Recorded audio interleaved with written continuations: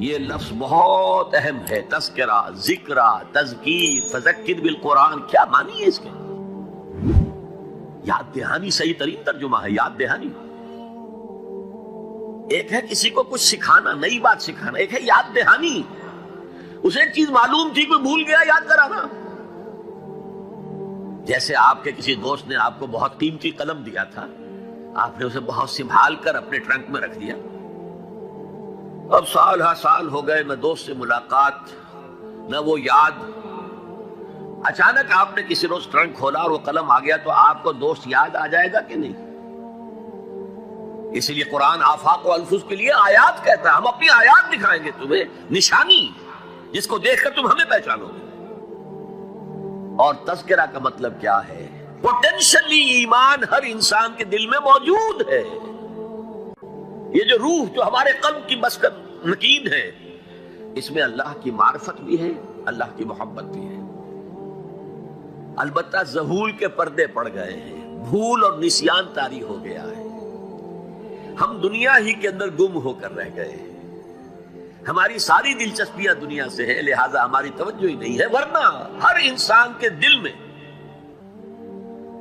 یہ جو یہاں ہندوستان میں کہتے ہیں آتما اور پرماتما، آتما اور پرماتما کا تو تعلق بہت گہرا ہے۔ ابتدا میں بنا دی گئی تھی ارواح، جب ہم سب کے سب تمام انسان آدم سے لے کر اور تا قیامت جو انسان آئے گا دنیا میں، ان سب کی ارواح پیدا کر دی گئی اور پوچھا گیا الستو بربکم قالوا بلی، یاد ہے؟ لہذا یہ تذکرہ ہے، یہ یاد دہانی ہے، تمہارے اندر موجود ہے، اللہ کی معرفت بھی موجود ہے، اللہ کی محبت بھی موجود ہے، لیکن کلا بل ران علی قلوبہم ما کانوا یعملون، ان کے دلوں پر زنگ آ گیا ہے اب ان کے اعمال کی وجہ سے، شیشہ جو ہے وہ زنگ آلود ہو گیا۔ حضور نے فرمایا ان هذه القلوب لتصدع كما يصدع الحديد اذا اصابه الماء، ان دلوں پر بھی زنگ آ جاتا ہے، جیسے کہ لوہے کے اوپر پانی پڑتا رہے تو اس کو زنگ آ جاتا ہے۔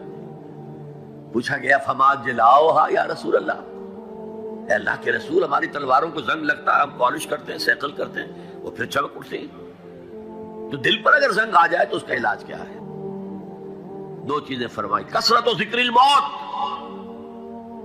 و تلاوت القرآن، دو کام کرو کثرت سے، موت کو یاد رکھو، یہاں رہنا نہیں ہے، جانا ہے، یہ ہمارا گھر نہیں ہے، یہ ہماری منزل نہیں ہے، ہمارا اصل گھر جو حضور نے فرمایا انما الدنیا خلقت لکم وانتم خلقتم للآخرہ، یہ دنیا تمہارے لیے بنائی گئی، تم آخرت کے لیے بنائے گئے ہو۔ اسی لیے حضور نے فرمایا کن فی الدنیا کانک غریب وعابر السبیل، دنیا میں ایسے رہو جیسے راہ چلتے مسافر ہو یا اجنبی ہو۔ اپنے بارے میں فرمایا مالی والی دنیا، مجھے تمہاری دنیا سے کیا سروکار، انما مثلی کراکب استظل تحت شجرۃ ثم راح فترکها، میری مثال اس مسافر کی سی ہے جو ذرا سستانے کے لیے کسی درخت کے سائے میں بیٹھتا ہے تھوڑی دیر، وہ اس کا گھر تو نہیں ہے، اس کی منزل نہیں ہے، پھر وہ اس کو چھوڑتا ہے، اپنا راستہ لیتا ہے۔ یہ اگر ہمارا تصور قائم ہو جائے، کلا انہا تذکرہ، اب اس کے بعد جو الفاظ آئے فی صحف مکرمۃ مرفوعۃ مطہرۃ بایدی سفرۃ کرام بررہ، یہ جو قرآن ہے، جو تذکرہ ہے، یہ بڑے ہی انتہائی پاکیزہ صحیفوں میں ہے، فی صحف مکرمۃ، بڑے باعزت، مرفوعۃ مطہرۃ، مرفوع بلند اور انتہائی پاک، بے ایدی سفرۃ، یہ کن کے ہاتھوں میں ہے؟ لکھنے والے وہ فرشتے، بے ایدی سفرۃ کرام بررہ، جو نہایت باعزت ہے، بہت وفادار ہے اللہ کے۔ یعنی اصل قرآن کہاں ہے؟ لوح محفوظ میں ہے۔ اصل قرآن کہاں ہے؟ ابھی اگلی اب جو پڑھیں گے ہم، کتاب مکنون، چھپی ہوئی کتاب کے اندر ہے۔ اصل قرآن کہاں ہے؟ وَإِنَّهَا لَفِي أُمِّ الْكِتَابِ لَدَيْنَا لَعَلِيٌّ عَظِيمٌ، یہ تو اس ام الکتاب میں جو ہمارے پاس ہے، بہت بلند ہے، بہت عظمت والا ہے۔ یا ایھا الذین آمنوا لا تلھکم اموالکم ولا اولادکم عن ذکر اللہ ومن یفعل ذلک فاولئک هم الخاسرون، دل کو غفلت میں مت آنے دو، دل غافل ہوگا شیطان کا ڈیرا بن جائے گا. وہ دوام ذکر میں، البتہ یہ ذہن میں رکھیے کہ دوام ذکر کا ذریعہ کیا ہے، اس میں مغالتے ہیں لوگوں کو.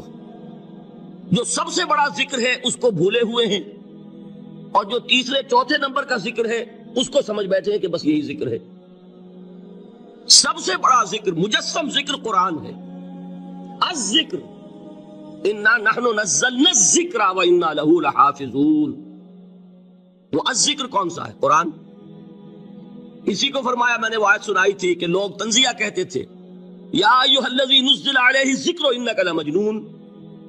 حضور سے مخاطب ہوا کہتے ہیں فلاں جس کے اوپر کے اس کے خیال کے مطابق ذکر نازل ہوا ہے، ہم تو تمہیں پاگل سمجھتے ہیں. وہاں بھی لفظ کیا ہے؟ الذکر. تو معلوم کیا ہوا؟ انا انزلنا الیک الذکر لتبین للناس ما نزل الیہم. یہ الذکر ہے. تو اس سے بڑا ذکر کوئی نہیں.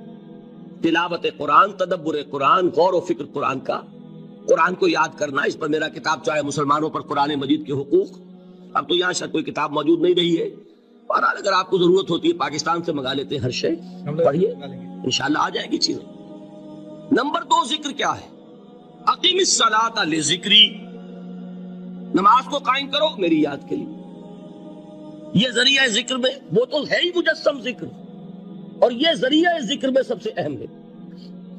یہ عملی ذکر بھی ہو رہا ہے اور قولی بھی ہو رہا ہے. سورہ فاتحہ پڑھی آپ نے، قرآن شریف کی کچھ آیات پڑھی، پھر رکوع کیا. یہ رکوع جو ہے یہ آپ کا عملی ذکر ہے کہ آپ نے اپنے وجود سے اللہ کی عظمت کو تسلیم کیا. پھر آپ سجدے میں گرے، یہ آپ کا عملی ذکر ہے کہ اپنے وجود سے آپ نے اللہ کی عظمت کو اور تسلیم کیا. تیسری چیز ہے مسنون دعائیں اور مسنون اذکار جو حضور سے ثابت ہے.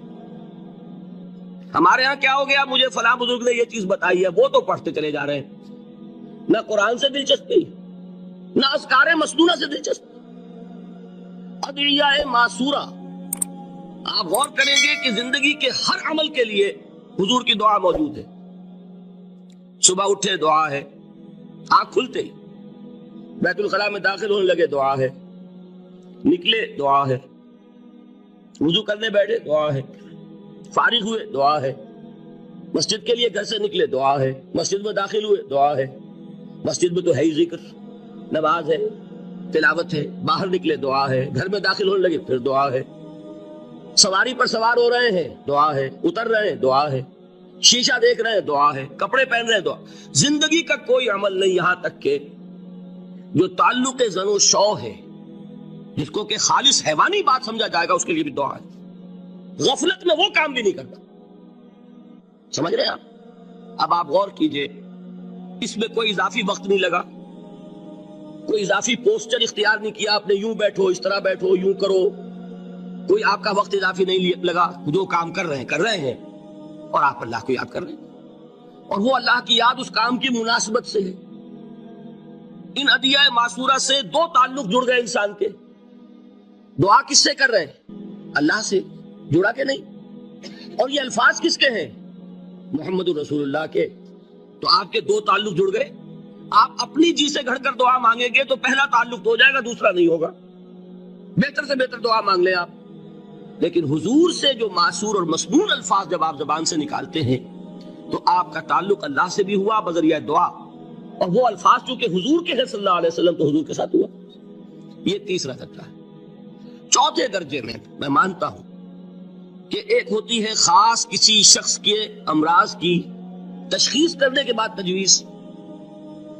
کوئی اگر طبیب ہے، ماہر طبیب روحانی، وہ آپ کو دیکھے گا تو اندازہ لگائے گا کہ آپ میں کیا کمی ہے، اس کے مطابق آپ کو ذکر بتائے گا.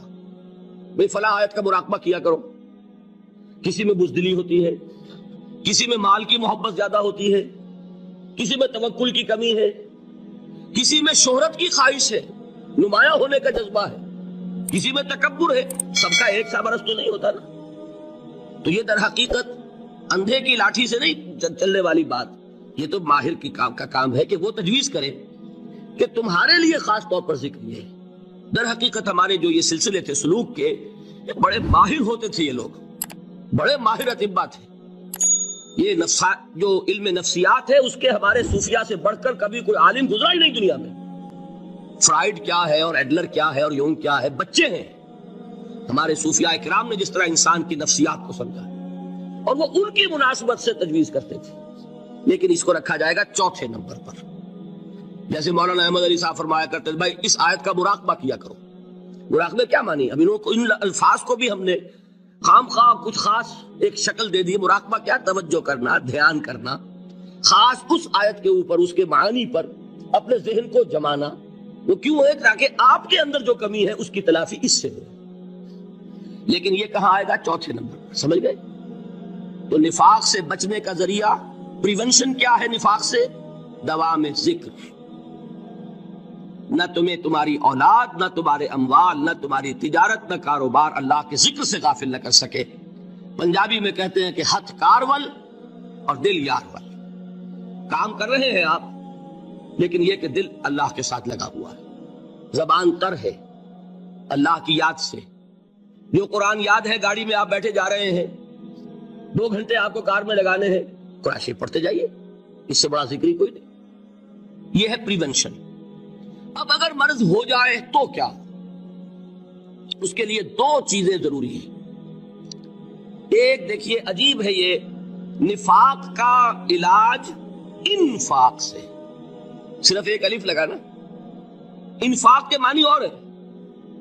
یہ بنا ہے کس سے؟ نفقت الدراہم، پیسے ختم ہو گئے، مک گئے. یا نفق الفرس، گھوڑا مر گیا. تو مال کو کھپانا، لگانا اللہ کی راہ میں. اگر دل میں نفاق کی کوئی آلائش آئی ہے تو اس کا ازالہ ہوگا انفاق فی سبیل اللہ سے. مال اللہ کی راہ میں دیجئے، صدقہ کیجئے، خیرات کیجئے، دیجئے، اللہ کے دین میں لگائیے. جتنا لگائیں گے نفاق دھل جائے. اس لیے کہ اصل سبب نفاق کا ہے ہی حب دنیا، دنیا کی محبت. لہذا اس کا ازالہ ہوگا جو سب سے محبوب شے ہے، مال. انہ لحب الخیر لشدید. مال محبوب ترین ہے کہ نہیں؟ لہذا اس کو اللہ کی راہ میں لگائیں گے تو وہ نفاق دھل جائے گا. اور ایک اور چیز ہے جو بہت اہم ہے، بہت ہی شعوری طور پر اس کا اہتمام کیجئے. جس وقت دین کے کسی فرض کی انسان کو سمجھ آ جائے، اس کا شعور پیدا ہو جائے، پھر ڈیلے نہ ہو. ذرا سا ڈیلے جو ہے اس پر عمل کرنے میں، یہ در حقیقت نفاق کو جڑ پکڑنے کا موقع دینا ہے. Immediate action. ایک بات سمجھ میں آ گئی، فوراً عمل کرو. اس وقت شیطان کیا کرتا ہے؟ ذرا ٹھہر جاؤ، ابھی دیکھو یہ فرض ہے، یہ ذمہ داریاں ہیں، یہ کرنا ہے، وہ پھر لگا دینا اپنے آپ کو. بہت سے لوگ کہتے ہیں بس یہ ریٹائرمنٹ کے بعد تو سارا میں دین کے لیے وقف کر دوں گا. اول تو خدا کے بندے تمہارے اندر رہ کیا جائے گا ریٹائرمنٹ کے بعد؟ سارا تو کھپ چکو گے، رہ کیا جائے گا؟ دوسرے یہ کہ یہ بھی جان لیجئے کہ کار دنیا کسے تمام نہ کر. ریٹائرمنٹ کے بعد کون فارغ ہو جاتا ہے؟ بیٹوں بیٹیوں سے فارغ ہوئے تو پوتے پوتیاں موجود ہیں، نواسے نواسیاں موجود ہیں. کبھی بھی وہ بوجھ ختم نہیں ہوتا زندگی کا. وہ تو یہ کہ آج بات سمجھ میں آئی ہے تو آج عمل ہونا چاہیے. قرآن مجید میں سورہ انعام میں بڑی شدید وعید آئی ہے. الفاظ ہیں یہ، وَنُقَلِّبُ أَفْئِدَتَهُمْ وَأَبْصَارَهُمْ كَمَا لَمْ يُؤْمِنُوا بِهِ أَوَّلَ مَرَّةٍ. انسان پر ایک حقیقت کا انکشاف ہوا کہ یہ بات حق ہے، فوراً تسلیم کرے. کسی مصلحت کی وجہ سے، کسی بزدلی کی وجہ سے، کسی لالچ کی وجہ سے، کسی اپنی سیادت یا قیادت کی وجہ سے کیسے مان لوں؟ لوگ کہیں گے کہ یہ نیچے ہو گیا، وہ اونچا ہو گیا جس کی بات مانی. کسی وجہ سے رک گئے تو اللہ تعالیٰ اندر سے وہ جو استعداد ہے حق کو پہچاننے کی وہ سلب کر لیتا ہے. وَنُقَلِّبُ أَفْئِدَتَهُمْ وَأَبْصَارَهُمْ. ہم الٹ دیں گے ان کے دلوں کو بھی اور ان کی آنکھوں کو بھی. کیوں؟ كَمَا لَمْ يُؤْمِنُوا بِهِ أَوَّلَ مَرَّةٍ. اس لیے کہ وہ پہلی مرتبہ جب انکشاف حق ہوا ہے وہ ایمان نہیں لائے. اس کا میں ایک واقعہ آپ کو سنانا چاہتا ہوں کہ کس طرح صحابہ کرام پر بھی وقتی طور پر یہ واقعہ اگر صحابہ کرام کا نہ ہوتا تو یہ حقائق سمجھ میں نہ آتے. غزوہ تبوک کے موقع پر یہ میں جملہ انکمپلیٹ رہ گیا، ضعف ایمان کا حملہ ہو جاتا تھا، نفاق کا نہیں معاذ اللہ. لیکن ضعف ایمانی کی اگلی منزل شروع ہو جاتی ہے نا، نفاق. جہاں جھوٹ بولنا شروع کیا نفاق، جھوٹی قسمیں کھانی شروع کی سیکنڈ سٹیج، اور جہاں مومنین صادقین سے بغض اور عداوت پیدا ہو گیا وہ تھرڈ سٹیج. تو وہ ضعف ایمان کا کیسے ہوتا ہے یہ حضرت کعب ابن مالک نے بڑی تفصیل سے بیان کیا ہے۔ غزوہ تبوک کے موقع پر جہاں منافقین نے آ کر جھوٹے بہانے بنائے، جھوٹی قسمیں کھائیں اور حضور سے ایگزمپشن لے لی، چھٹی لے لی، رخصت لے لی، وہاں 3 ایسے صحابہ بھی تھے جو مومن صادق تھے، لیکن وقتی طور پر شیطان نے انہیں ورغلایا۔ کیسے ورغلایا وہ سمجھ لیجئے۔ کعب ابن مالک نے تفصیل سے بیان کیا ہے، اور میرے نزدیک یہ جہاں تک میرا مطالعہ ہے طویل ترین حدیث ہے، بخاری اور مسلم میں بھی موجود ہے۔ حضور جب واپس آئے ہیں اور اب آپ نے ایک ایک کو بلایا، جن لوگوں نے تو پہلے ہی جھوٹی قسمیں کھا لی تھی ان کو تو بلانے کی ضرورت نہیں تھی، لیکن کچھ لوگ ایسے بھی تھے کہ جنہوں نے ایگزمپشن بھی نہیں لی تھی اور گئے بھی نہیں تھے۔ اب ان کو آپ نے ایک ایک کر کے پیشی ہوئی، آپ کیوں نہیں گئے تھے؟ تو اب جو منافقین تھے ان میں سے انہوں نے اس موقع پہ جھوٹی قسمیں کھا لی۔ خدا کی قسم حضور ہم تو بالکل تیار تھے، پوری میں نے تیاری بھی کر لی تھی، پورا ارادہ تھا، یہ وقتی طور پر یہ مصیبت مجھ پر آ پڑی۔ جس نے قسم کھائی انہوں نے کہا اچھا ٹھیک ہے جائیے۔ کعب ابن مالک کی باری آئی تو ان کے الفاظ اپنے یہ کہ جب میں پیش ہوا تو حضور کے چہرے مبارک پر ایک غصے والی مسکراہٹ تھی، زہر خند کہتے ہیں، ایک مسکراہٹ ہے لیکن غصے کے ساتھ، غضبناک۔ آپ فرمائیے آپ کیوں نہیں گئے؟ حضرت کعب یہ فرماتے ہیں کہ میں نے عرض کیا کہ حضور زبان میرے پاس بھی ہے، جھوٹ میں بھی بول سکتا ہوں، لیکن جھوٹ بول کر میں اس وقت آپ کی ناراضگی سے تو بچ جاؤں گا لیکن اللہ کے پکڑ سے نہیں بچ سکوں گا۔ میں اعتراف کرتا ہوں کہ جتنا صحت مند میں اس زمانے میں تھا کبھی نہیں تھا، جتنا فارغ البال اس وقت تھا کہ میرے پاس ساز و سامان موجود تھا راستے کے لیے، اتنا میں کبھی نہیں تھا۔ لیکن ہوا کیا؟ ہوا یہ کہ مجھے میرے نفس نے، شیطان نے پٹی پڑھائی۔ وہ پٹی کیا پڑھائی؟ کہ حضور تو 30,000 کے لشکر کے ساتھ چلیں گے تو لشکر تو سلولی موو کرے گا نا، تمہارے پاس بڑی تکڑی، بڑی توانا صحت مند اونٹنی ہے، تم ذرا 2 دن بعد چلنا تیزی کے ساتھ اور حضور سے مل جانا، بس یہ تاخیر کاربا۔ تو انہیں خیال آیا کہ ابھی 2 دن گھر کی ٹھنڈی چھاؤں ہے، میں یہاں پہ جو آرام ہے وہ کر لوں۔ مجھے جگر کا شعر یاد آیا ہے کہ تپتی راہیں مجھ کو پکاریں، دامن پکڑے چھاؤں گھنیری۔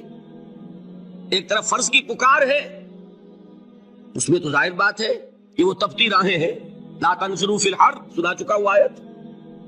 یہاں گھر میں، نخلستان میں، کھجوروں کی چھاؤں میں، اہل و عیال میں یہ ٹھنڈی چھاؤں جو ہے یہ پکڑ رہی ہے، بھائی 2 دن ٹھہر کے چلے جانا، ٹھیک ہے، کوئی نیت میں خرابی نہیں ہے نا۔ اس کے بعد پھر جب ابھی 2 دن اور ٹھہر جاؤ، یہ تو بڑا لمبا سفر ہے، ذرا تیز اور دوڑ لینا۔ تو فرماتے ہیں کہ حضور میں اسی طریقے سے تاخیر و تعویق میں پڑا رہا، یہاں تک کہ ایک روز اچانک مجھ پر یہ چیز منکشف ہوئی کہ تو میں چاہے کتنا بھی تیز چل لوں میں آپ سے نہیں مل سکتا، میرے اعصاب ڈھیلے ہو گئے، اس طرح میں محروم رہ گیا۔ حضور نے بائیکاٹ کا حکم دیا صحابہ کو، 3 صحابہ تھے ایسے، 2 اور تھے جنہوں نے اسی طریقے سے اعتراف کیا۔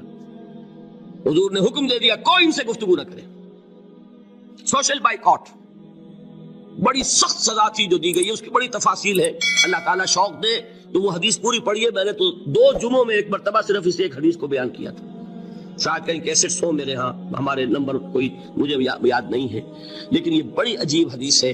لیکن اس میں جو اصل سبق ہے وہ کیا ہے؟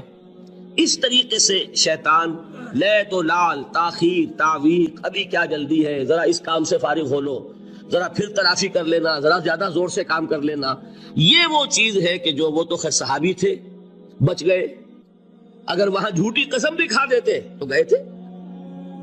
یہ تو اتنا ہی ہے نا، مردی و نامردی قدم فاصلہ دارت، اس میں تو یہی ہے کہ ذرا ایک جھوٹی قسم کھا دیتے، جھوٹے بہانہ بنا دیتے تو اب ضعف ایمان نہ رہتا، وہ نفاق کی سرحد شروع ہو جاتی۔ وہ اللہ تعالیٰ نے ان کو بچایا، لیکن یہ کہ ہم کیسے بچیں گے اگر ہم نے یہ روش اختیار کی؟ لہذا 3 کام، دوام ذکر نمبر 1، اس کی میں شرح کر چکا ہوں، 4 اذکار یاد کر لیجئے گا ان کو، ورنہ کیا فائدہ۔ نمبر 2، انفاق فی سبیل اللہ، نفاق کا علاج انفاق سے۔ نمبر 3، یہ عادت اپنے اندر پیدا کیجئے شعوری طور پر کہ جب ایک حقیقت واضح ہو جائے فوراً اعتراف کہ ہاں بھائی بات ٹھیک کہی آپ نے، جب ایک فرض کا احساس ہو جائے فوراً اس کی ادائیگی کے لیے آغاز۔ تاخیر و تعویق ہے کہ جس سے پھر نفاق کو موقع ملتا ہے۔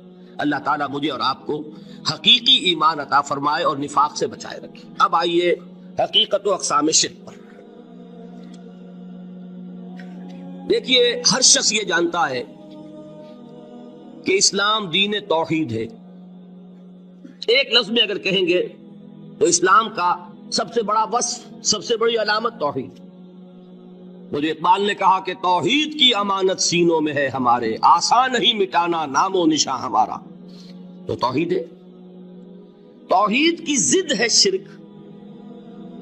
ٹھیک، اس سے میں ایک نتیجہ نکالتا ہوں، کوئی مسلمان جان بوجھ کر مشرک نہیں ہو سکتا۔ یہ میرا نتیجہ ہے، جان بوجھ کر مشرک نہیں ہو سکتا۔ وہ شرک میں مبتلا ہوگا تو ناسمجھی میں ہوگا، نادانی میں ہوگا، وہ اسے شرک نہیں سمجھے گا۔ یہ ممکن نہیں ہے کہ کوئی مسلمان ہو، گیا سے گیا مسلمان، گزرا سے گزرا مسلمان، گھٹیا سے گھٹیا مسلمان، لیکن وہ شرک کو شرک سمجھتے ہوئے اس میں آلودہ ہو جائے۔ ہوتا کیا سمجھ میں نہیں آتا کہ شرک۔ تو ضرورت بہت ہے کہ ہم یہ پہچانے کہ یہ شرک ہے کیا۔ دوسری بات یہ جان لیجئے، ہمارے دین میں ناقابل عفو جرم کون سا ہے؟ شرک۔ 2 مرتبہ بیان فرمایا گیا سورہ نساء میں صرف، ان اللہ لا یغفر ان یشرک بہ ویغفر ما دون ذلک لمن یشاء۔ اللہ تعالیٰ اسے تو ہرگز نہیں بخشے گا کہ اس کے ساتھ شرک کیا جائے، ہاں اس سے کم تر جس کو چاہے گا معاف فرما دے گا۔ نوٹ کر لیجئے، اس کی بھی اندر بھی اوپن لائسنس نہیں ہے کہ بقیہ سارے گناہ لازماً معاف کر دے گا، یہ نہیں ہے۔ اس سے تو آپ میں جرت پیدا ہو جائے گی، باقی سب کیے جاؤ، یہ نہیں۔ جس کو چاہے گا بخش دے گا، لیکن امید ضرور دلا دی کہ شرک سے کم تر کوئی گناہ ہو تو اس کی بخشش کی بغیر توبہ کے اللہ تعالیٰ نے امید دلائی۔ توبہ سے تو شرک بھی معاف ہو جائے گا۔ اس سے مراد کیا ہے؟ بغیر توبہ کے۔ اللہ تعالیٰ نے فرمایا کہ اور گناہوں کے بارے میں تو امید کی جا سکتی ہے، لیکن شرک کے بارے میں ہرگز نہیں۔ اہمیت واضح ہو گئی مزید۔ نمبر 3، اس شرک کی ہماگیریت کا عالم یہ ہے کہ سورہ یوسف کی آیہ مبارکہ ہے، وَمَا يُؤْمِنُ أَكْثَرُهُمْ بِاللَّهِ إِلَّا وَهُمْ مُشْرِكُونَ۔ انسانوں کی اکثریت کا حال یہ ہے کہ وہ اللہ پر ایمان نہیں رکھتے مگر کسی نہ کسی قسم کے شرک کے ساتھ۔ یہ یونیورسلٹی ہے اس کی کہ اللہ کو بھی مان رہے ہیں لیکن کسی نوع کا شرک جو ہے وہ بھی لگا رکھا ہے۔ وَمَا يُؤْمِنُ أَكْثَرُهُمْ بِاللَّهِ، انسانوں کی اکثریت کا حال یہ ہے کہ وہ ایمان نہیں رکھتے اللہ پر، الا وہم مشرکون، مگر یہ کہ کوئی نہ کوئی شرک بھی کرتے ہیں۔ چوتھی بات یہ سمجھیے کہ شرک ہر دور میں بھیس بدل کر آتا ہے۔ یہ ضروری نہیں ہے کہ شرک کی جو قسمیں آج سے 200 برس پہلے تھی صرف وہی آج بھی رہے۔ ہو سکتا ہے کہ بالکل نئی شکلیں اس شرک نے اختیار کر لی۔ اس سے کیا نتیجہ نکلا کہ اگر اجتہادی بصیرت نہیں ہوگی تو ہو سکتا ہے کہ ایک شخص جو ہمارے سابق علماء نے لکھ دیا کہ یہ چیز شرک، یہ چیز شرک، یہ چیز شرک، یہ چیز شرک، آج سے 500 برس پہلے کا انسان، بڑے سے بڑا عالم دین، اپنے زمانے کے شرک کو پہچان کر تو لکھ سکتا ہے۔ اس سے تو آپ بچ رہے ہیں۔ امام ابن تیمیہ نے اس کو شرک قرار دیا، اس کو شرک قرار دیا، اس کو شرک قرار دیا، کوئی شخص ہے جو اس سے تو بچ گیا۔ امام صاحب کی دی ہوئی بصیرت سے اس نے ان جو اقسام ہے شرک کی ان کو پہچان لیا، لیکن یہ عین ممکن ہے کہ آج کے شرک کو وہ نہ پہچان رہا ہو، اپنی جگہ وہ سمجھ رہا ہو اپنے آپ کو بہت بڑا موحد، جبکہ اس دور کا جو شرک ہے اس میں ملوث ہو۔ اس کو میں نے کہا ہے کہ اس شرک کے بارے میں بڑی اجتہادی بصیرت کی ضرورت ہے۔ فارسی کا ایک شعر ہے، بڑا پیارا شعر ہے، بہر رنگے کے خواہی جامہ می پوش، من انداز قدت رامی شناسم۔ اپنے محبوب سے کہہ رہا ہے شاعر کہ تم جس طرح کا چاہو لبادہ اوڑھ لو، میں تمہیں تمہارے قد سے پہچان لوں گا۔ کتنا ہی چھپا لو اپنے آپ کو، کیسے ہی لباس بدل لو، بہر رنگے کے خواہی جامہ می پوش، من اندازے قدت رامی شناسب، میں تمہارے قد سے تمہیں پہچان. یہ اگر بصیرت نہ ہو کہ شرک کو اس کے قد سے پہچان سکیں آپ، اس کے لیے ضرورت ہے اصولوں کی. دیکھیے جس طرح الجبرا کے اصول ہوتے ہیں، فارمولا ہے، فارمولا ہاتھ میں آ گیا، مسئلے حل کرتے چلے جا رہے ہیں، آپ اپلائی کرنے کی دیر ہے فارمولے کے.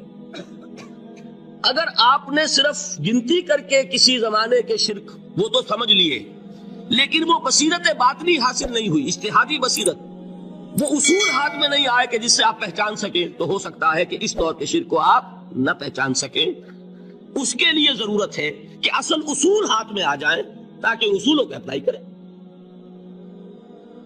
ایک بات مجھ سے اور سن لیجئے، میرا اپنا یہ تاثر ہے، ہمارے دین میں خیر، بھلائی، نیکی، چاہے وہ نظریے کی ہو، علم کی ہو، عقیدے کی ہو، عمل کی ہو، اخلاق کی ہو، وہ سب کیا ہے؟ وہ توحید ہی کے شجرہ طیبہ کی شاخیں ہیں. اور شر، برائی، گمراہی، خیالات کی ہو، نظریات کی ہو، علم کی ہو، عقیدے کی ہو، عمل کی ہو، اخلاق کی ہو، سب کے ڈانڈے شرک کے شجرہ خبیثہ سے ملتے ہیں. اس شجرہ خبیثہ کے برگوبار ہے جو بھی برائی ہے، عمل کی یا علم کی، اور اس شجرہ طیبہ کے برگوبار ہے جو بھی خوبی ہے، عمل کی یا عقیدے. یہ میرا تاثر ہے. اور جب تک اس انداز میں وہ آپ کو اندرونی رشتے ظاہر نہیں ہوں گے، آپ پر منکشف نہیں ہوں گے، وہ اجتہادی بصیرت جو ہے پیدا نہیں ہو سکے گی. اب آئیے ایک اور بات دیکھیے، شرک میں اور الہاد میں کیا فرق ہے، یہ بھی ہم نہیں سمجھتے. الہاد، مادہ پرستی، وہ کیا ہے؟ ایتھیزم، کسی بھی خدا کا انکار. ہمارے آج کے دور کی سب سے بڑی گمراہی یہ ہے. شرک کیا ہے؟ خداؤں کو ماننا. یہ کیا ہے؟ تھیزم ہے، لیکن پولی تھیزم ہے. توحید کیا ہے؟ مونو تھیزم ہے، ایک خدا کا ماننا. لیکن شرک کے اندر ایک اور حقیقت کو پہچان لیجئے، شرک میں ہمیشہ ٹاپ پر ایک خدا کو مانتے ہیں، باقی سارے خدا نیچے ہوتے ہیں، اوپر جا کر وہ توحید ہوگی ہمیشہ. کوئی مشرکانہ نظام ایسا نہیں ہے جو ٹاپ پر جا کر توحید نہ بن جائے. دیکھیے ہندو دیویاں، دیوتا بے شمار، لیکن مہادیو وہ بھی کیا دو ہیں؟ مہادیو وہ تو ایک ہے. انگریزی میں گاڈز، گاڈیسز، لیکن وہ چھوٹے جی سے لکھے جائیں گے، چھوٹے جی سے لکھے جانے والے gods and goddesses. Roman mythology ہو، گریک مائتھولوجی ہو، ان دیویوں دیوتاؤں کے نام ہی آپ نہیں یاد کر سکتے، لیکن گاڈ بڑے جی سے وہ ایک ہے کہ نہیں؟ ٹاپ پر جو ہے وہ ایک ہے. اس کو وہ بھی مانتے ہیں کہ اومنی پوٹنٹ، اومنیشنٹ، اومنی پریزنٹ، علی کل شیء قدیر، بکل شیء علیم، ہر جگہ موجود. وہ تو ایک ہی ہے، وہ تو کیپٹل جی سے لکھا جائے گا. باقی اس کے نیچے فوج ہے دیویوں کی، دیوتاؤں کی، خداؤں کی اور خدانیوں کی، وہ گاڈز اینڈ گاڈیسز ہیں. عرب میں کیا تھا؟ میں نے پہلے آپ کو وہ دو مثالیں دے دی ہیں، تیسری اور ایران کی لے لیجئے. خیر کا خدا اور شر کا خدا اور، ایک یزدہ، ایک اہرمن. ٹھیک، سنویت ہو گئی نا، دو خداؤں کو مانا. لیکن وہی ہے جو خدائے خدائے گاں، خداؤں کا خدا، اس کو ایک ہی مانتے ہیں. یہی معاملہ عرب میں تھا. اللہ وہ ایک ہی تھا ان کے ہاں. قرآن میں آتا ہے ان سے پوچھئے وَلَئِن سَأَلْتَهُم مَّنْ خَلَقَ السَّمَاوَاتِ وَالْأَرْضَ لَيَقُولُنَّ اللَّهُ. جب ان سے کہا جاتا ہے کہ کس نے پیدا کیا آسمان اور زمین کو، یہ فوراً کہیں گے اللہ نے. فَأَنَّىٰ يُؤْفَكُونَ. تو یہ ماننے کے بعد کدھر جا رہے ہیں؟ وہ کیا کہتے تھے کہ وہ بڑا اللہ تو ایک ہی ہے، لیکن چھوٹے آلہہ ہے. آلہہ اور اللہ میں وہی فرق ہے جو کیپٹل جی کا گاڈ اور چھوٹے جی سے گاڈز اینڈ گاڈیسز. وہی فرق ہے کہ جو مہادیو اور دیویوں اور دیوتاؤں میں ہے، وہی وہاں تھا. اللہ وہ ایک اور سپریم، سب سے بالا تر، اس سے اوپر کوئی نہیں، تخلیق میں اس کا کوئی ساجی نہیں، لیکن اس نے کچھ آلہہ ہیں جنہیں کچھ اختیارات تقسیم کیے ہوئے، کچھ اس کے لاڈلی ہستیاں ہیں جو سفارش کر سکتی ہیں۔ بس یہ شرک تھا مشرکین مکہ۔ بات سمجھ رہے؟ اس کا جائزہ لیں گے تو آپ کو، اور جو آج شرک کی اقسام میں بیان کروں گا اس کو ہاتھ میں لیں گے تو کسی موحد کا تلاش کرنا مشکل ہو جائے گا۔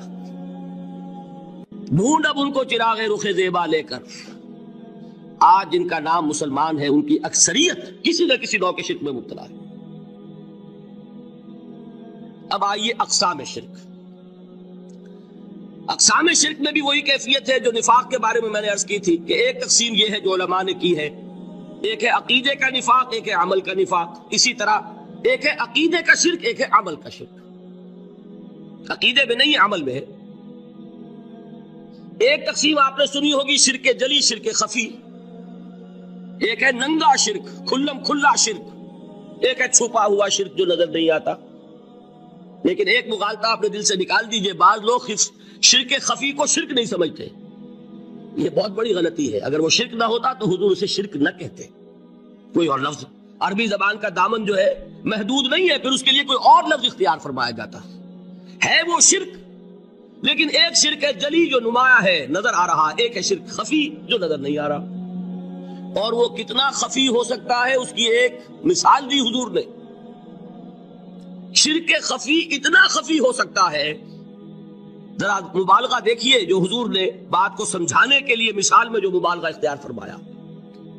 ایک سیاہ اندھیری رات میں ایک سیاہ پتھر پر ایک سیاہ چیونٹی کو رینگتے ہوئے دیکھنا جتنا مشکل ہے، اتنا ہی شرک خفی کا پہچاننا مشکل ہے۔